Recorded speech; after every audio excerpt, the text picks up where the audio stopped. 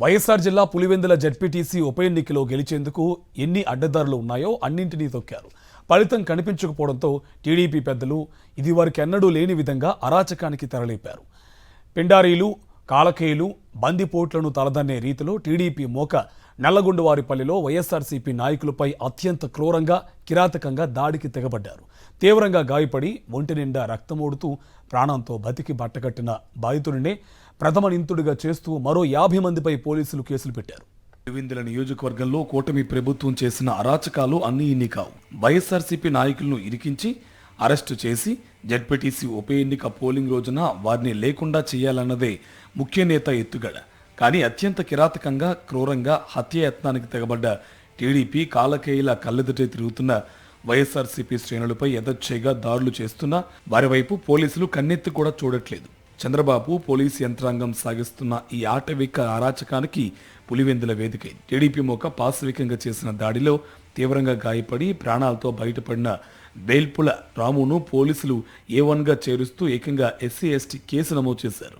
జరగని ఘటనలు జరిగినట్లు కళ్ళెదుట కనిపిస్తున్న వాస్తవాలను అవాస్తవాలుగా ఇరికిస్తూ పోలీసు యంత్రాంగం అరాచకాలు సృష్టిస్తోంది. పైగా వైఎస్ఆర్సీపీ నేతలకు రక్తపు గాయాలు ఏమీ కాలేదని, తాము స్పందించకపోయి ఉంటే వారి తలలు ఎగిరిపోయేవని కర్నూలు రేంజ్ డీఐజీ కోయ ప్రవీణ్ చేసిన వ్యాఖ్యలు పోలీసుల దమనకాండకు నిలువెత్తు నిదర్శనంగా నిలుస్తున్నాయి.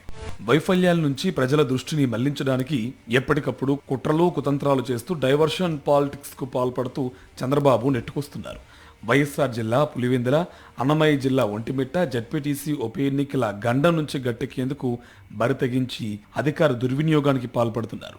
పులివెందుల శ్రీకర్ ఫంక్షన్ హాల్లో వివాహానికి వెళ్లిన వైఎస్ఆర్సీపీ నేతలు సైదాపురం సురేష్ కుమార్ రెడ్డి, అమరేష్ రెడ్డి, నాగేష్, శ్రీకాంత్, తన్మోహన్ రెడ్డిపై టీడీపీ రౌడీ మోకలు హత్యాయత్నం చేశాయి. హక్కులగారి విజయ్ కుమార్ రెడ్డి, మహబూబ్ బాషా ముఠా దాడి చేసి వెళ్లిపోయింది.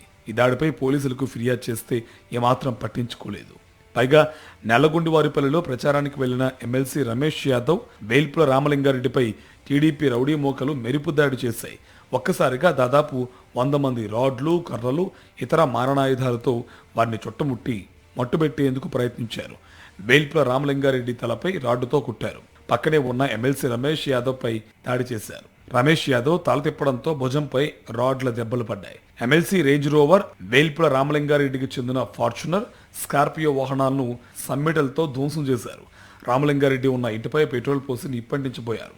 గ్రామస్తులు ప్రతిఘటించేందుకు సిద్ధమవడంతో రౌడీ మోకలు పారిపోయాయి. అక్కడే పోలీసులు ఉన్నప్పటికీ చూసి చూడనట్టు వ్యవహరించడం కుట్రకు నిదర్శనం. వైఎస్ఆర్సీపీ నేతలు ఫిర్యాదు చేస్తే తిరిగి బాధితులపైనే కేసు పెట్టారు పోలీసులు. టీడీపీ నేతలు ఇచ్చిన తప్పుడు ఫిర్యాదు మేరకు వేల్పుల రామును A1గా, హేమాద్రి రెడ్డిని A2గా చేరుస్తూ SC/ST అట్రాసిటీ కేసు నమోదు చేయడం గమనార్హం. ఈ కేసును అడ్డం పెట్టుకుని శుక్రవారం రాత్రి 12 మంది వైఎస్ఆర్సీపీ నాయకులను అదుపులోకి తీసుకున్న పోలీసులు ముగ్గురిని వదిలేసి మిగతా 9 మందిని అరెస్టు చేసినట్టు ప్రకటించారు. ఒక్క పులివెందుల మండలంలోనే 150 మందిని బైండ్ ఓవర్ చేశారు. ఉప ఎన్నికలో ఓటింగ్ శాతం తగ్గించి లబ్ధి పొందాలనే కుట్రలకు పదును పెడుతున్నారు. ఏ గ్రామంలోని ఓటర్లు ఆ గ్రామంలోనే ఓటు హక్కును వినియోగించుకునే అవకాశం లేకుండా అక్కడి ఓట్లు ఇక్కడికి, ఇక్కడి ఓట్లు అక్కడికి మార్చేస్తున్నారు.